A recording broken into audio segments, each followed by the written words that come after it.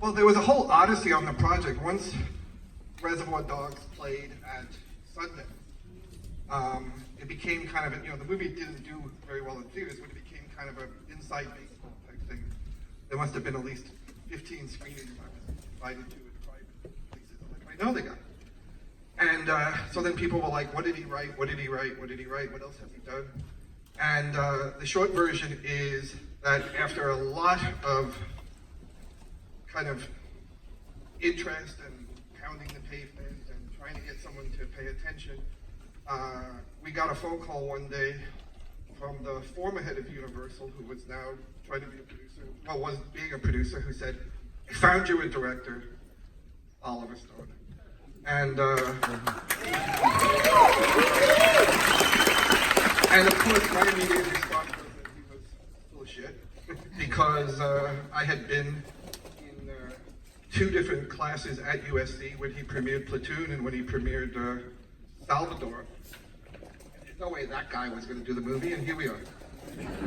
Well, so Oliver, you were, at the time, you were working on Heaven and Earth, which was this very contemplative, poetic movie, which is sort of the opposite of Natural Born Killers. What was it in this script that you responded to that made you want to make this movie? Just to get one thing straight, this is bullshit. Sorry, I mean, first of all, there was this screenplay had been around, and frankly, I never heard of it. One day I'm in my office of one of my associates, Janet Yang. She's very snobbish. There's a pile of scripts there on her desk, like, things she's rejected. I just happened to notice the spines, and I said that's a good title, A Natural Born Killer. Honestly, pulled the script, read it. Then we met with you after that, and Jane, your partner Jane, who was a character. You two were nuts. But the script we did a lot of work on the script, which he never mentioned.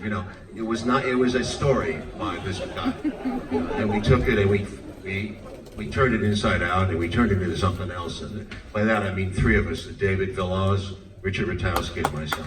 We worked very hard on it. So, people always confuse that, and it annoys the shit out of me. Okay, so I just want to get that straight, right? So that's how I got into it. And by the way, it was a very complicated deal. These 2 made it very difficult because there was a whole legal trail of shit with Mr. QT and blah, blah, blah. All the bad mouthing going on. I'm glad the film got made in spite of all the odds, because nobody at Warner Brothers wanted to make this film. Nobody. Woody was the last choice on their list, thank God. And I got that by, because you were number 6 or something, and the other 5, of course, passed. I was just happy to be in the top 10. You had done something called White Men Can't Jump. Which one? No, but you had been you'd been the guy with Robert Redford and Debbie Moore in that movie. Indecent Proposal. It was, and you were very good, and I'm very lucky. And then Juliette come in one day, and she's nuts, and she says she jumped up on the table. I don't know. I didn't say that. I heard this story that I threatened to kill you. Yeah, okay. I'm more subtle than that. But I was fighting with Juliette the whole time because I wanted her to get in shape, and I wanted her to work out, and she's pretty lazy sometimes. And so we had to, we went to it a few times. But I loved working with her at the end of the day. She was nuts. The good news is this should go Robert viral. Downey, you name it.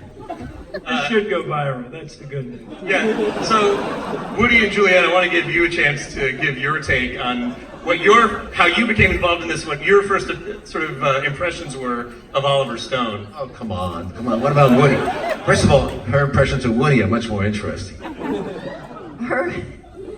When you come into his orbit, you have to be willing to work hard.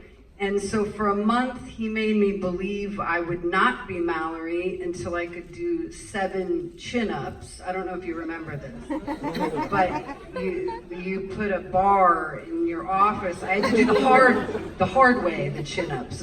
There's an easy way, the hard way. I made it to 7. He wanted 10, but I got the job after 7 chin-ups, so that was good.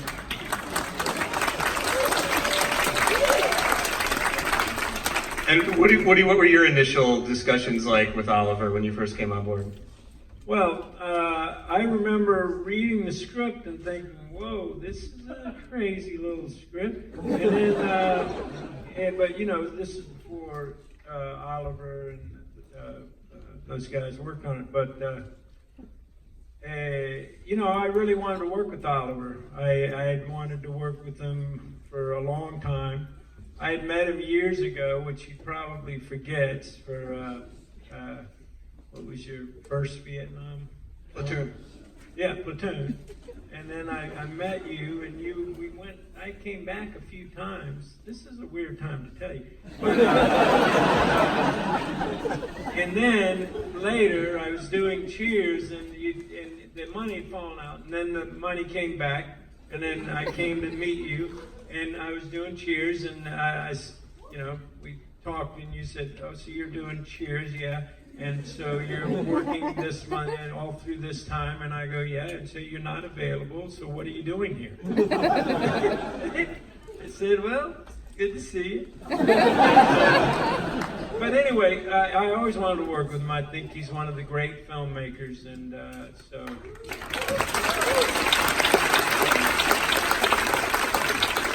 He's probably been given a harder time by the establishment, the, you know, just the socio-political world than any other director,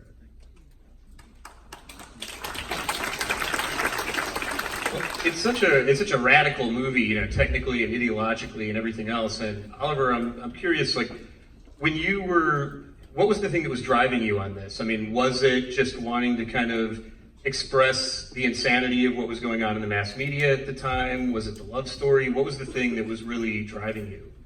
Yeah, it was the media was bugging me. I thought America was going down the tubes with the culture. Everything was changing. It was becoming more and more sensational. Television has ruined this country. Billions of dollars were going into this O.J. Simpson advertising for the trial. Every station, if you remember correctly, if you were around then, every station. Stay tuned for the latest on the O.J. Simpson. And that's advertising. And they were doing it and doing it and doing it. Billions of dollars were made by TV. And they realized that they get more money out of that than they would by telling sober news or trying to do some analysis or doing anything that's sensible. Television should be also, as well as entertaining, should be a tool for disseminating some kind of intelligence in the world. And I just think it lost its way. It had lost its way before, but this was worse than ever. So I kind of rebelled against this mentality. And I thought the whole system is getting worse. The cops, the press, the media, and obviously, as you can see in the movie, the prison system. The prison system is represented by Tommy Lee Jones. And the cops by Tom Sizemore. Lovely guys, both of them in this movie.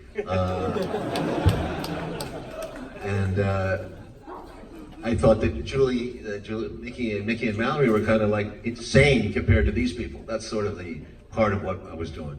Well, since you brought up the prison, I was wondering if all of you could talk about what the experience was like actually shooting in Stateville Prison in Juliette, which is sort of one of the most notoriously rough prisons in the country.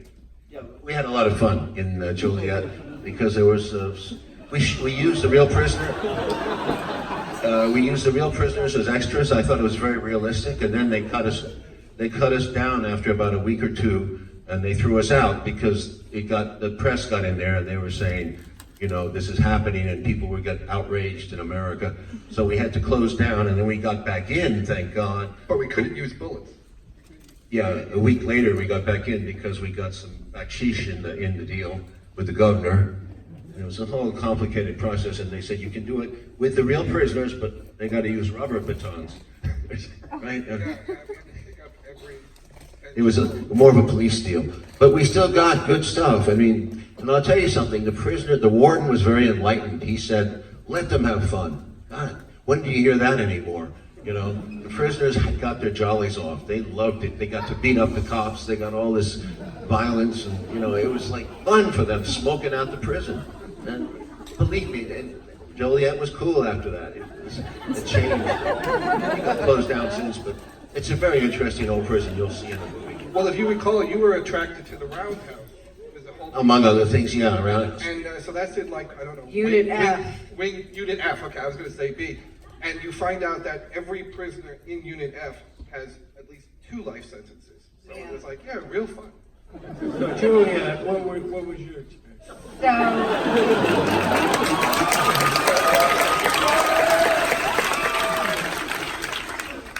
It was a fascinating, oh man, there's so many incredible stories on this movie because we were kind of this traveling caravan from state to state.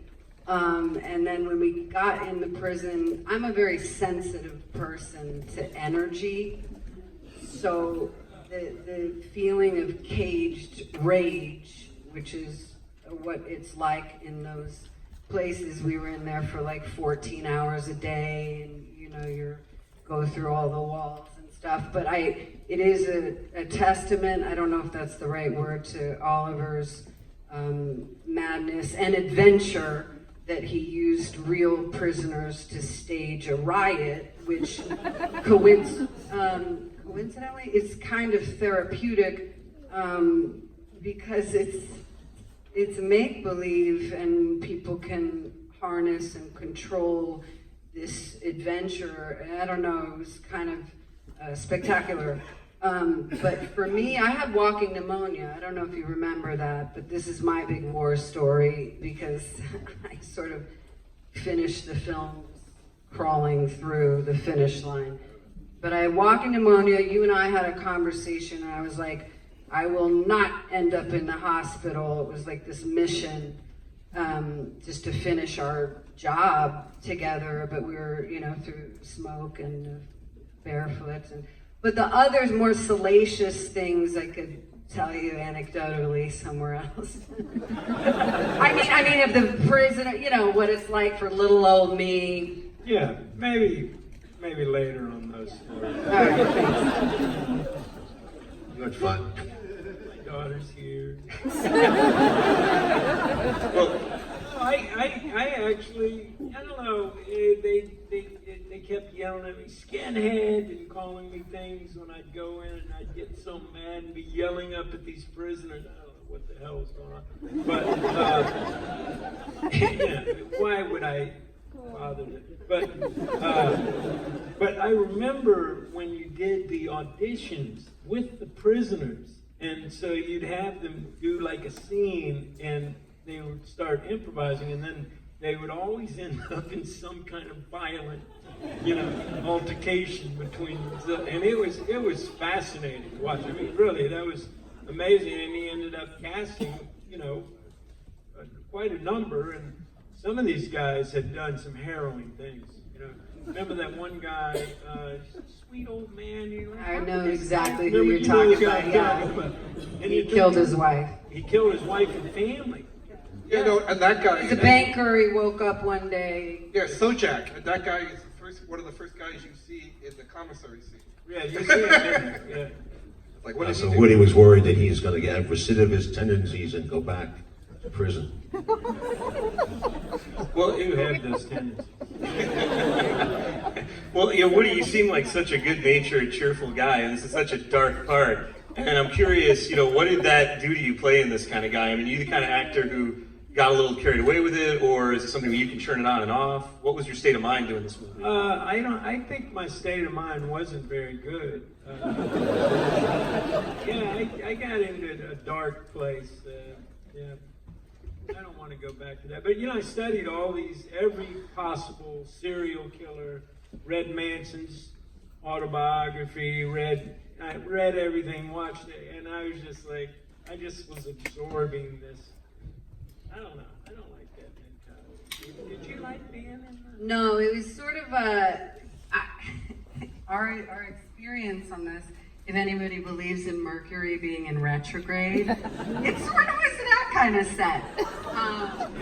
But it was, for me, I was all of 20 going through a nihilistic rite of passage, and so it was the perfect film to have a kind of exorcism. But what I really enjoyed, for me, I just wanted to say that honor this experience so much. I grew so much as a creative person because of the freedom Oliver gave on a set, and because of the encouragement. It was sort of an anything goes, because it's a psychedelic film. So, you know, you'd be in the car, and we'd be in the car and be like, oh yeah, some demons are gonna run by you. Just, you know, you didn't have that plan, so you just sort of fly by the seat of your pants and just commit 110, and it just shaped me up. I also remember the fight sequence in the beginning. You very much wanted this, I wanted this, but because as a female, there was a lot of firsts in this movie. One was, I mean, I hadn't seen this kind of female fight sequence where we worked on jab, jab, jab, uppercut, roundhouse, rather than just one little punch and then she knocks the guy out. We sort of had these. Oh, it's a great fight sequence. What's his name? That fighter who like never lost. You know, the guy who's a kickboxer. Benny the Jet. Benny the Jet. Choreographed that. Yes. Yeah. Well, some things got cut. You know, unfortunately, they won't let us show the unrated tonight. I prefer that film because it's got the rhythm I want. The prison is much more violent, more extreme. But Warner Brothers is still fucking scared of the movie, you know? This is 1994. This is 25 years later. They're so scared of it. They opened Joker this weekend, and here they're saying, well, you can't show the unrated. Now, they're selling it on video. You can buy it on video. It makes no sense. But they're worried that there might be a riot in this theater because of tonight. And you understand? That's how corporate it gets. And they're being bought out by AT&T, so they're scared shitless that AT&T is going to freak out if you guys riot. So what I'm saying is riot.